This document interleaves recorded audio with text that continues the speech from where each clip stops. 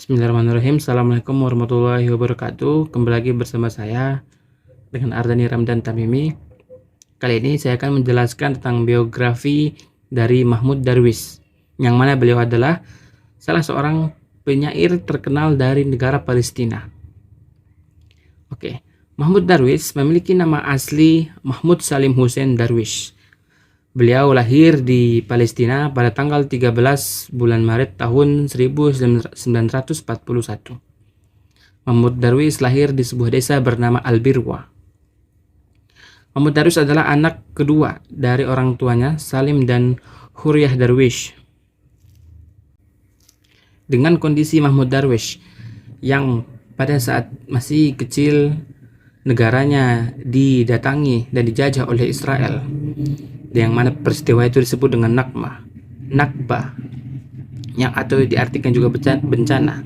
Para penduduk Palestina dan tidak luput juga dari keluarga Mahmud Darwish terpaksa harus mengasingkan diri dan pindah ke pengasingan di kota Beirut dan juga Paris.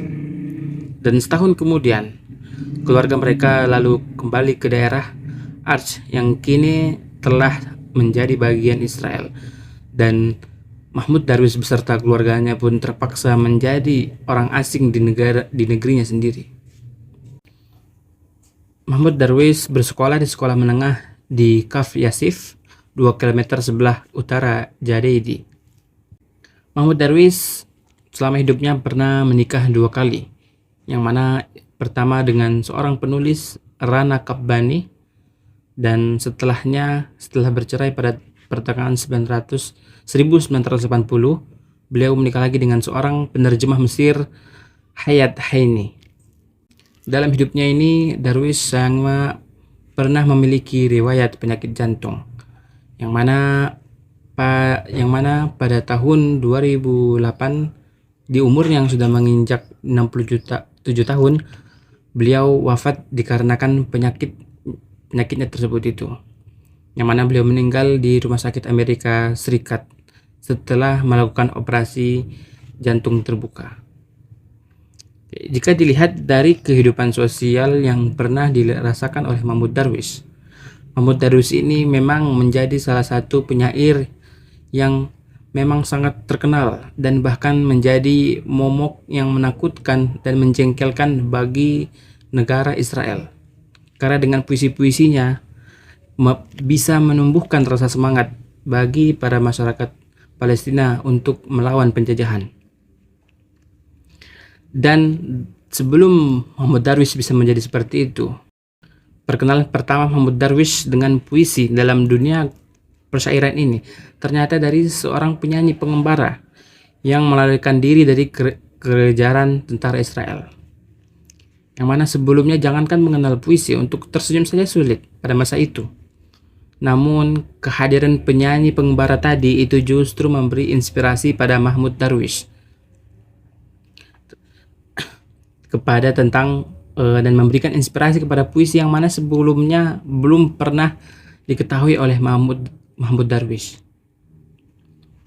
Dan dalam puisinya ini, dalam dunia penyairannya ini, Mahmud Darwish memulai debutnya pada usia 19 tahun. Ia menerbitkan buku tentang kumpulan puisi-puisi tentang penindasan bangsa Palestina oleh Israel. Sontak buku tersebut mendapatkan perhatian yang luas dan menumbuhkan rasa semangat bagi rakyat Palestina. Pada pendidikan Mahmud Darwish di tahun 1970,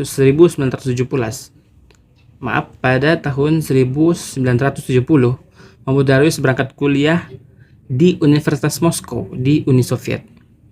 Puisi-puisi Mahmud mulai banyak lahir di tempat ini. Dan lalu pada tahun 1973 di Lebanon, Mahmud Darwish mulai bergabung dengan PLO. Namun ia sempat dilarang masuk kembali ke Palestina. Suaranya yang vokal untuk penolakan pendudukan Israel di Palestina yang membuatnya dilarang untuk kembali ke Palestina, karena memang pihak Israel takut atas kehadiran Mahmud Darwish yang dapat mempengaruhi penduduk Palestina untuk berjuang melawan Israel.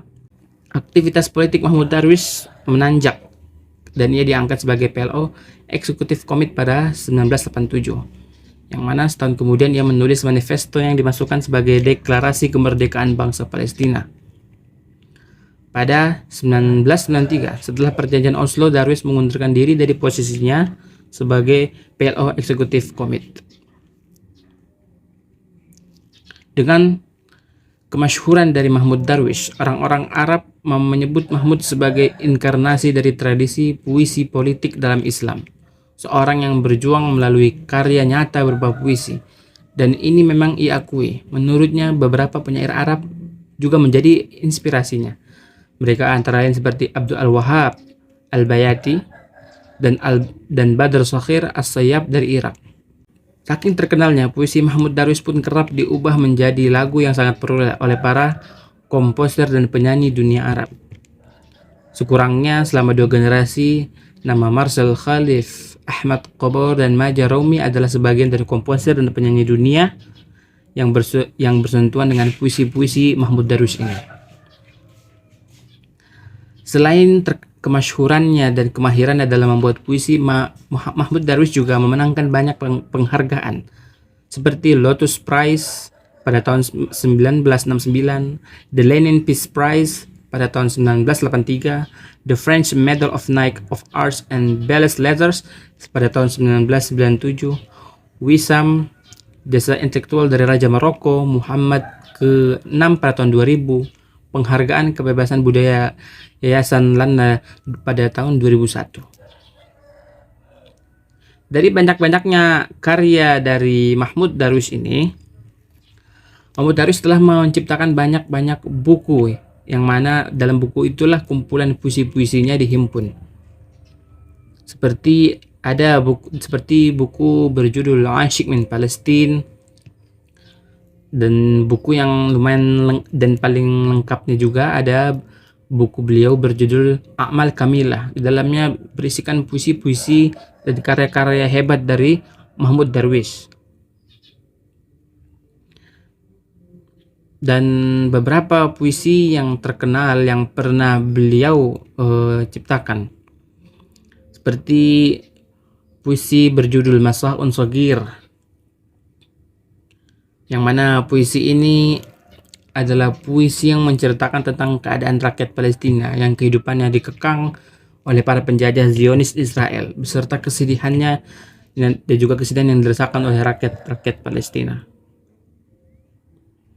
Lalu ada juga puisi beliau yang berjudul Ahunnu ila khubzi ummi, yang berartikan aku rindu pada roti ibuku.